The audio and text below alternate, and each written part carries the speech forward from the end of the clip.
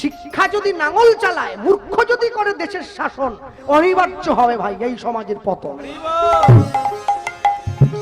সবাইকে সব জায়গার জন্য মানায় না। হ্যাঁ, ছোটবেলায় পড়াশোনা করতে গিয়ে দেখেছি, ছোটবেলায় পড়াশোনা করতাম, পড়াশোনা করে যে গাড়ি ঘোড়া চড়ে সে, এখন দেখছি পড়াশোনা করেনি যে টিপ ছাপ দিচ্ছে, বড় বড় গাড়ি নিয়ে ঘুরছে সে। হ্যাঁ, সবসময় মনে রাখবে, যার টাকা নেই সে ভগবানকে ডাকছে, আমায় টাকা দাও আমি খেয়ে একটু বাঁচি। যার টাকা আছে সে তো টাকা বাথরুমে রেখে দিয়েছে, জেলে বসে, সে ভগবানকে আমার জেল থেকে ছাড়ি দাও। ভগবান চিন্তায় পড়ে গেছে, কিরে তোকে দেইনি তুই ডাকছিস, ওকে দিয়েছি আমি ও ডাকছি। আমরা ভগবানকে বলি একটু টানে রেখো, টানে রাখলে তোমার দিকে টান থাকবে। হ্যাঁ, বৈষ্ণব মহাজন লিখছেন, সকলকে নাম দিলে আমি বাদ পড়ে গেলাম। কেন বলছি বলুন তো? নবাসন গ্রামে যে বড় বাজারটা আছে, যদি দেখতে পান নবাসন গ্রামে হঠাৎ করে বড় বাজারের ওপরে সোনার দোকান বেড়ে যাচ্ছে পরপর পরপর, তাহলে বুঝবেন গ্রামের মানুষের টাকা প্রচুর হয়েছে। যদি দেখতে পান নবাসন গ্রামে চায়ের দোকান বাড়ছে বাজারে প্রচুর, প্রত্যেকটা দুটো চায়ের দোকান ছিল আবার একজন করছে, আবার একজন করছে, তাহলে বুঝবেন নবাসন গ্রামের মানুষ অসৎসঙ্গ করতে বড় ভালোবাসে। যদি হঠাৎ করে দেখতে পান নবাসন গ্রামে বড় বাজারটার উপরে পরপর ফলের দোকান বাড়ছে, তাহলে বুঝবেন গ্রামের মানুষ বড় স্বাস্থ্য সচেতন, তাই ফল খাচ্ছে। আর যদি দেখেন গ্রামের মানুষ সন্ধ্যেবেলায় করে বাড়ির দরজায় খোল করতাল নিয়ে হরিনাম করছে, তাহলে বুঝবেন নবাসন গ্রামের মানুষের অন্তরে ভক্তি আছে। চলে যায় ভাই। বৈষ্ণব মহাজন লিখছেন, এতি ভুবন আনন্দে ভবিল উঠিল মঙ্গল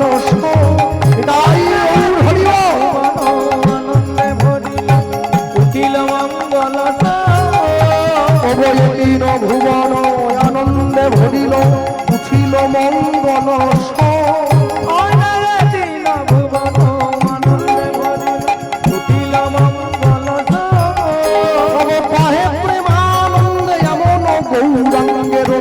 জন্মিল বাঘে প্রেমানন্দে এমন গৌরাঙ্গে রতিনা জন্মিল, ভাই বাহে প্রেমানন্দে এমন গৌরাঙ্গে রতিনা জন্মিল, বাঘে প্রেমানন্দে এমন গৌরাঙ্গে রতিনা জন্মিল। বলি আমার ভাগ্যে হলো না গো,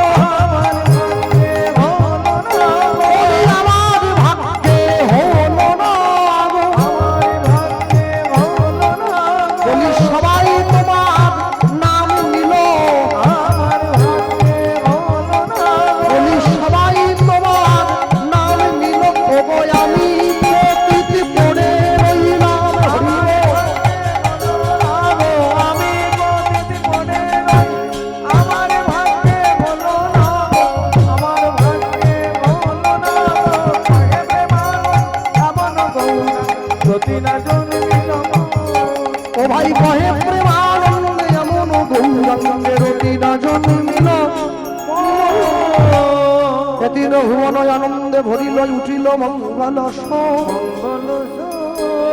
কহে প্রেমানন্দে এমন গৌরাঙ্গে এমন গৌরাঙ্গে রতিনা জন্মিল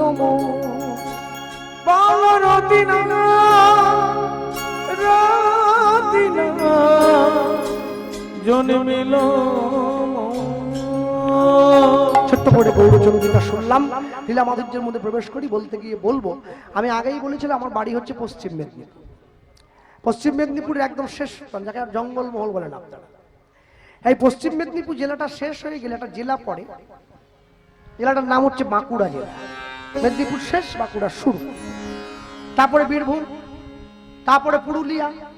আপনি যত ওইদিকে যাবেন সব উঁচু উঁচু জায়গা, লাল মাটির জেলা, আর প্রচন্ড গরম, জলের খুব সংকট।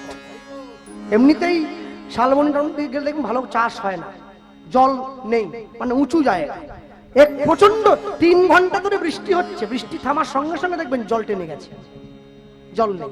ঝাড়গ্রাম ওইদিকে গেলে দেখতে পাবেন।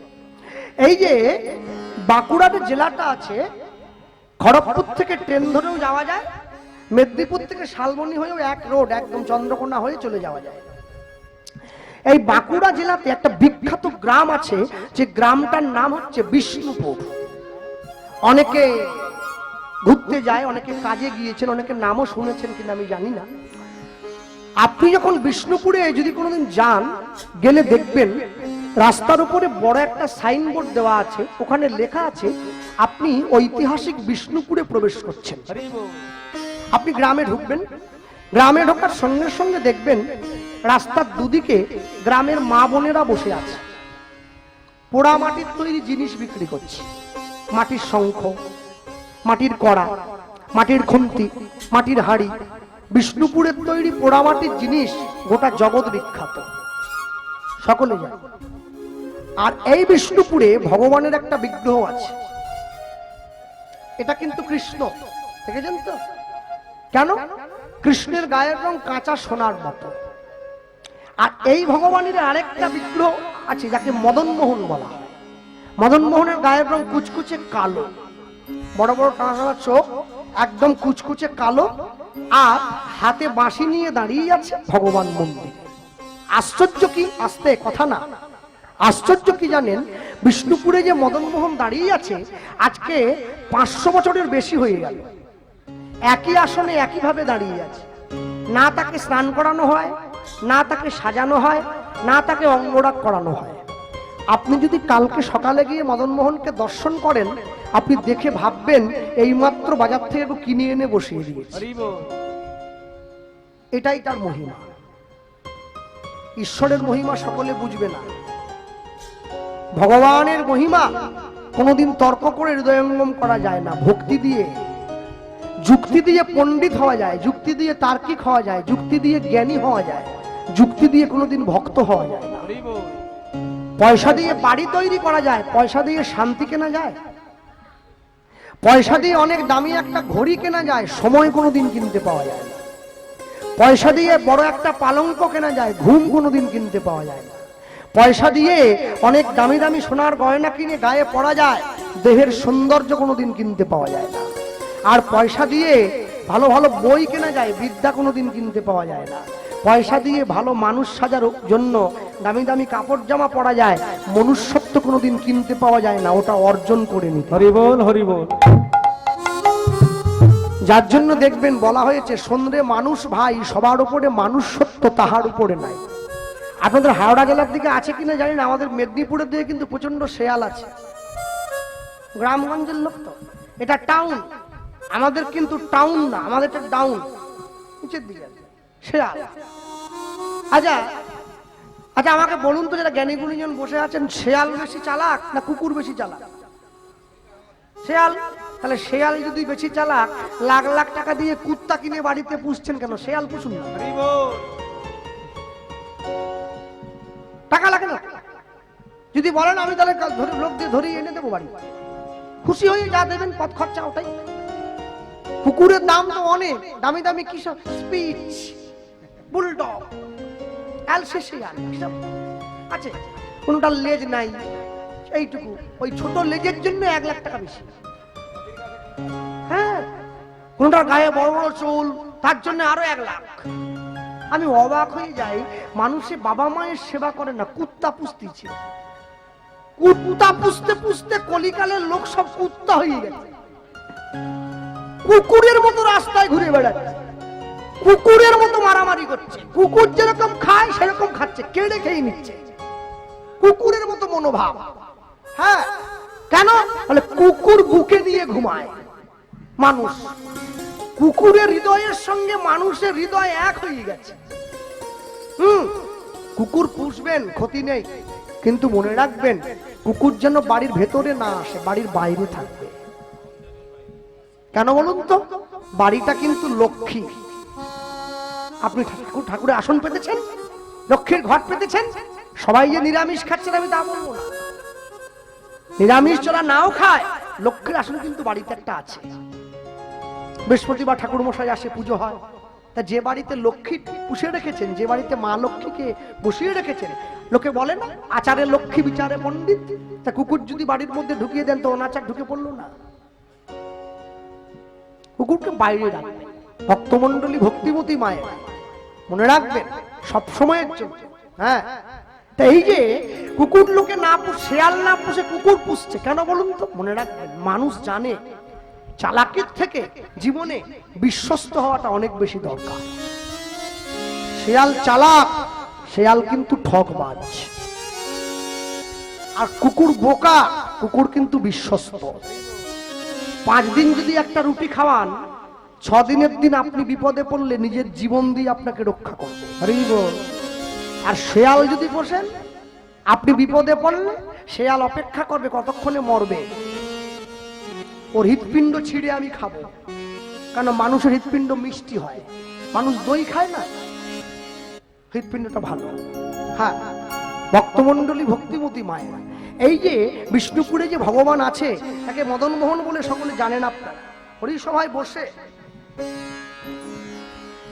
সাধুগুরু বৈষ্ণব ভক্ত সমীপে আস্বাদিত গীত লীলা মানুষের পরিবেশন হবে বাঁকুড়া বিষ্ণুপুরে লীলা পুরুষোত্তম মদন মোহন। আরেকটা কথা বলি, এই যে মায়েরা কোথায়, ওই পুতোর মতো বসে থাকলে হবে না। পুতো বোঝেন তো? পুতো নোড়ার কথা বলছি, নোড়া, নোড়া, শিলের সঙ্গে নোড়া, এই যে ঘষে মশলা বাটে, ওকে মেদিনীপুরের লোক পুতো বলে, পুতো।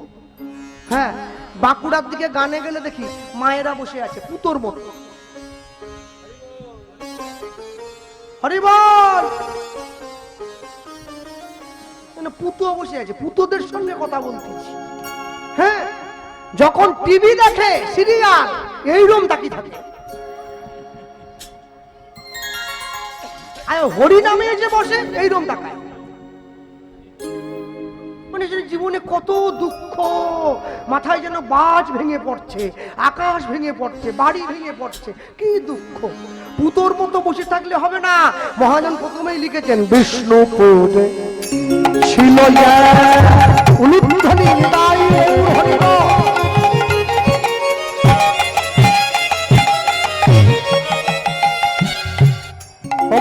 ক্ষত্রিয় ব্রাহ্মণী, দেবতী যে ভক্তি সদাই ভক্ত শিরোমণি। বিষ্ণুপুরে বিষ্ণুপুরে ছিল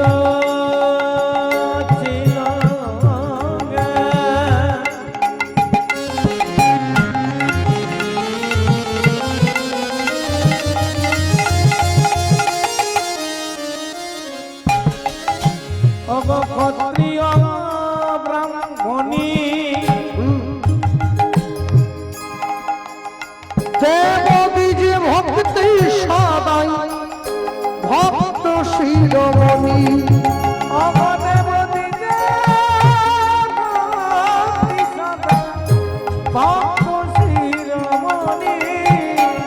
সদাই কৃষ্ণ কৃষ্ণ কৃষ্ণ বলে, সদাই কৃষ্ণ কৃষ্ণ কৃষ্ণ বলে, ভাসে সদাই নয়ন জলে। সদাই কৃষ্ণ কৃষ্ণ কৃষ্ণ বলে, গোবিন্দ কৃপা কর বলে।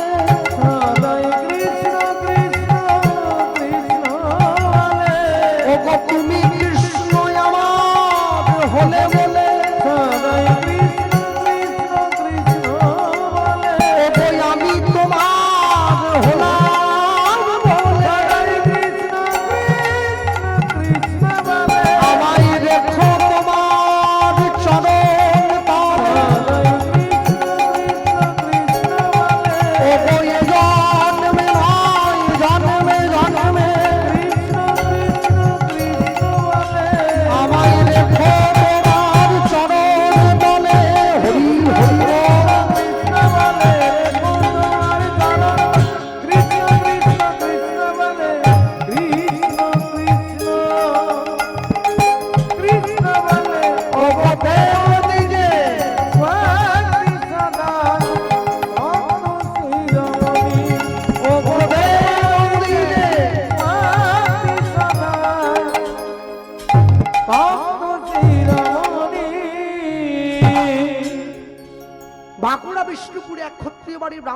করতো, যে ব্রাহ্মণের নাম ছিল সনাতন দাস। সনাতন দাসের কর্ম কি ছিল? সনাতন দাস পেশায় একজন যোদ্ধা ছিলেন, যিনি যুদ্ধ করতে যেতেন। এই ক্ষত্রিয় বাড়ির ব্রাহ্মণ, তিনি কর্ণাটকে যুদ্ধ করতে গিয়ে এক ব্রাহ্মণ বাড়ির মেয়েকে বিয়ে করে বাড়িতে এনে তুললেন। মেয়েটির নাম ছিল শিলাবতী। স্বামী স্ত্রী দুইজনের সংসার। আর এই সংসারে আরেকটি অবলম্বন ছিল, এই ব্রাহ্মণ আর ব্রাহ্মণীর ঘরে আরেকটা অবলম্বন কি? তাদের সেবিত রাধা গোবিন্দের বিগ্রহ। প্রত্যেক দিন ভগবানকে সেবা দিয়ে স্বামী স্ত্রী প্রসাদ গ্রহণ করত। হ্যাঁ, মনে রাখবে, যারা বসে আছে, বাংলায় একটা কথা আছে, সংসার সুখের হয় রমণীর গুণে। সকলে আমরা, ওর পরে আরেকটা কথা আছে, কি বলুন তো? গুণবান স্বামী যদি থাকে মায়ের সঙ্গে। সংসারকে সুখী করতে গেলে সংসারী মা তার জীবনে কিছু প্রাথমিক কর্তব্য আছে, যা তাকে মানতেই হবে। সংসারী মায়ের প্রথম কর্তব্য, সংসারী মা প্রত্যেকদিন সকালবেলা প্রাতঃকালে সূর্য ওঠার আগে ঘুম থেকে উঠবে না।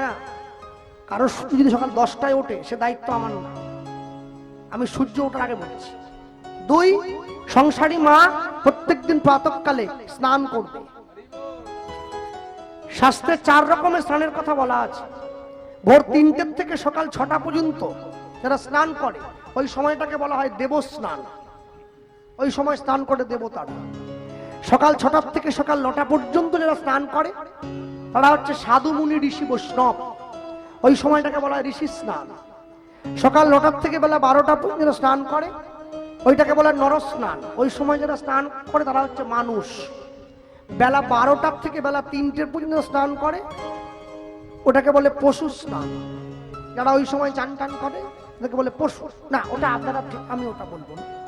এখানে সবাই ভালো, এসব ভালো। হ্যাঁ। 2, 3, সংসারী মা প্রত্যেক দিন ভগবানকে ভোগ দিয়ে তারপরে প্রসাদ পাবে। গীতায় ভগবান বললেন, যে আমাকে না দিয়ে খায় সে চোর, চুরি করে খায়। তাহলে আমার যদি বাড়িতে একটা রুই মাছের মুড়ো রান্না হয়, ভোগ দেবো? মানে আগেই চোর সেজে গেল। হ্যাঁ, মুসলমানদের ধর্মগুরু হযরত মুহাম্মদ তার মুসলিম ভাইদেরকে বললেন, আমি আল্লাহ নই, আল্লাহর দূত। খ্রিস্টানদের ভগবান যীশু খ্রিস্ট তার খ্রিস্টান সন্তানদেরকে বললেন, আমি ঈশ্বর নই, ঈশ্বরের সন্তান। কুরুক্ষেত্রের মাঠে গিয়ে ভগবান শ্রীকৃষ্ণ অর্জুনকে বললেন, আমি স্বয়ং ভগবান। যার জন্য দেখবেন কোর্টে গিয়ে লাল কাপড়ে মোড়া বইতে হাত দিয়ে শপথ করতে হয়, যাহা বলিব সত্য বলিব, সত্য ছাড়া মিথ্যা বলিব না। ওটা কোরআন নয়, ওটা বাইবেল নয়, শ্রীমদ্ ভগবত গীতা। কেন? যারা কোর্টে গীতা রেখেছে, ওরা কি আমার মতো 8 পাস নাকি? সরকার চালায় যারা, যারা দেশের আইন শৃঙ্খলা রক্ষা করে, কত বড় শিক্ষিত দ্বারা। কেন রাখলো গীতা? তারা জানে মানুষের জীবনে জানার কোনো শেষ নেই, আর গীতায় কোনো মিথ্যা নাই। গীতায় হাত দিয়ে কেউ যদি মিথ্যে কথা বলে, ইহজগতের কোর্টে ছাড়া পেয়ে গেলেও ঈশ্বরের কোর্টে বিচারটা তোলা থাকবে, ঠিক সময়ে গিয়ে ফলটাকে নিয়ে নিতে। আমি সবাইকে বলবো, ভালো লাগুক আর না লাগুক, রোজ খাবেন গীতা। ইচ্ছে করুক আর না করুক, রোজ পড়বেন গীতা। পড়বেন, প্রত্যেকদিন পড়বেন। এক পকেটে মোবাইল থাকে, আরেক পকেটে গীতা থাকবে, তবে তো জীবনে ব্যালেন্স থাকবে। হ্যাঁ, সপ্তাহে একদিন করে বাড়ির লোকেরা মাছ মাংস এনে খাচ্ছি, হোক। পরের সপ্তাহে ওই দিনটায় কোনো ভক্ত বাড়িতে, কোনো মন্দিরে, কোনো মঠে গিয়ে প্রসাদ পাবো, তবে তো জীবনে ব্যালেন্স থাকবে। মাসে একদিন করে বাড়ির লোকে পিকনিক করতে যায়, সিনেমা দেখতে যায়, মাসে একদিন করে সকলে মিলে হরিনাম শুনতে যান, তবে তো জীবনে ব্যালেন্স থাকবে। মৃত্যুর সময় আপনি যাই করুন না কেন, যতই থাকো 20 তলায়, মরতে হবে বিষের জ্বালায়, আসতে হবে নিচের তলায়, যেতে হবে তুলসী তলায়, তারপরে বলো হরি হরি বল।